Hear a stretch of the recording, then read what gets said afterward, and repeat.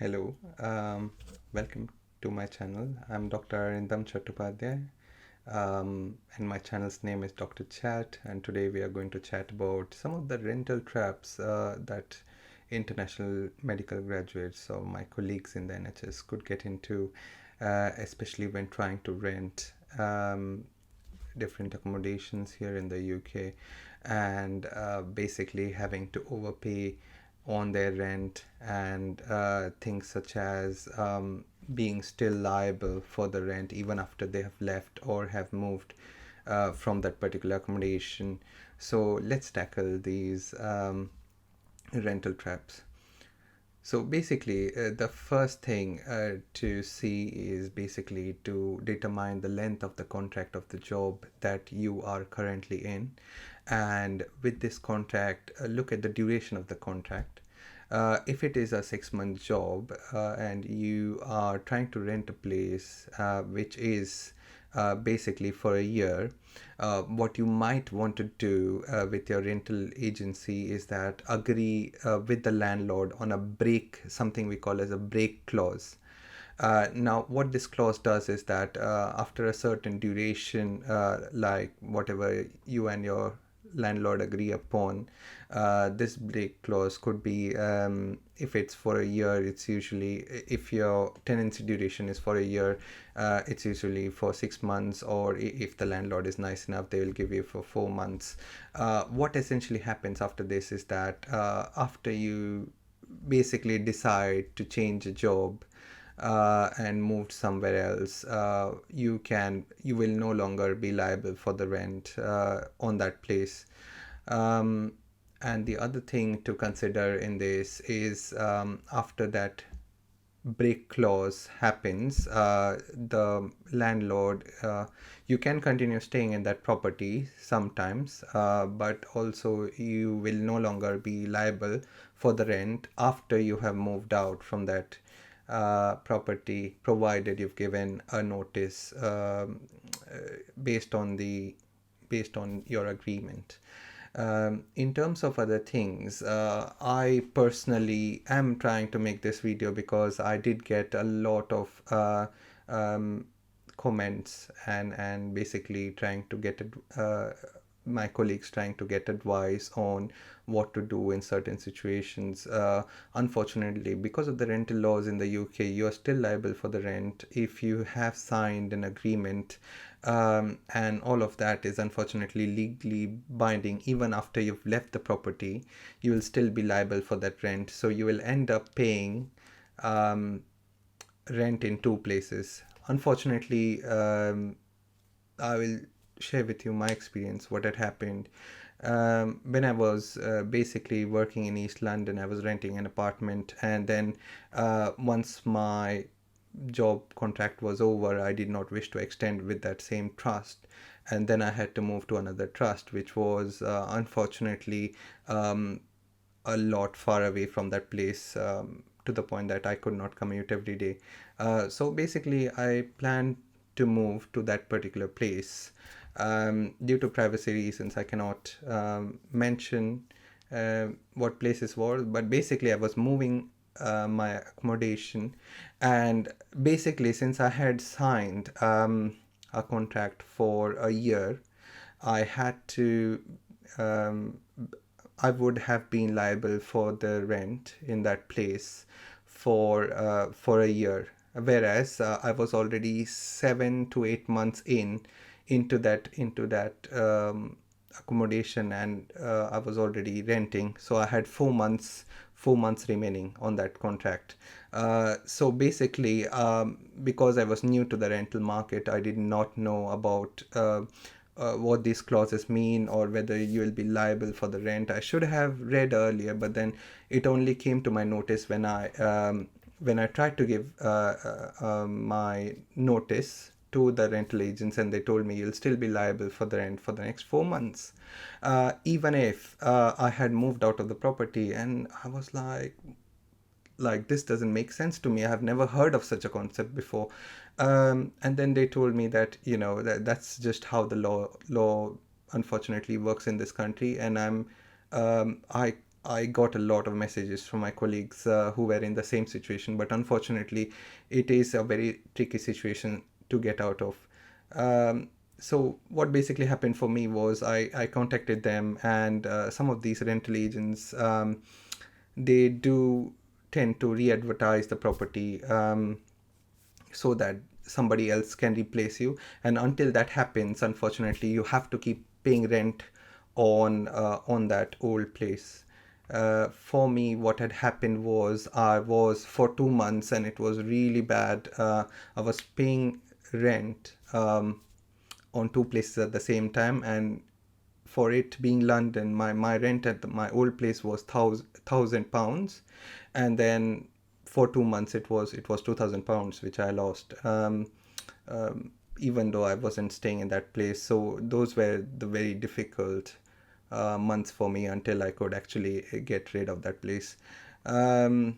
So basically, in this case, what can be done, so we have got a couple of options. You can either contact your landlord and try to agree on a particular, if they want to end the contract, they are in complete, it's completely at their discretion, but then they also have to basically pay for it to be re-advertised in the market, and that's what most of the landlords don't want to do, or they just don't want to lose money.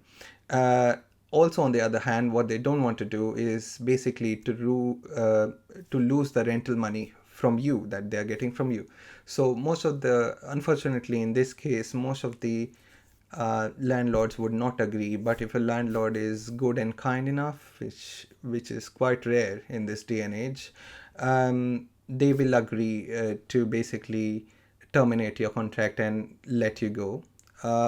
That's one of the first options.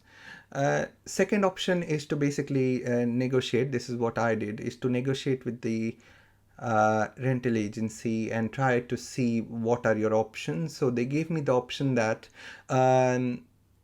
they could re-advertise the property, and once they were to find another renter for that particular property at the same basically price, and everything checks out, and as soon as they move in, you will no longer be liable um, for the rent on that old place. So yeah, it did take. So I signed a deal with them. Unfortunately, for every month that they were advertising, um, for every month they advertised, I think there is a set fee I had to pay uh, around £80. 80, I can't remember at the moment. It's 80 to £100, which is quite expensive for every month that you are trying to advertise the property, because they have to take marketing costs and basically costs with admin and other costs into account before they give you that kind of a quote. So what happened to me was, I tried to market my property myself the best, and they were also trying on that their side. So the second option that they had given me was, if you know somebody who would like to move into that property and are happy to pay the rent and everything checks out, which means they don't have any arrears, or their credit history is okay, they will be happy to take them on, and you don't have to pay anything to the rental agents, provided whoever that is, possibly your friend, can move into the property straight away, and they have agreed to pay the rent. I unfortunately could not get anybody because everybody had their own accommodation.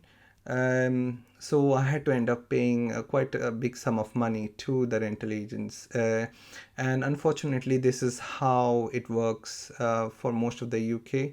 Um, so basically, the moral of the story is, before you sign anything, read it carefully, because they will hold you to account everything that was written in there. In my old place, I think I was also kind of liable for the garden which it had, although I was living on the second floor, and the garden was on the first floor, and there were different people living there.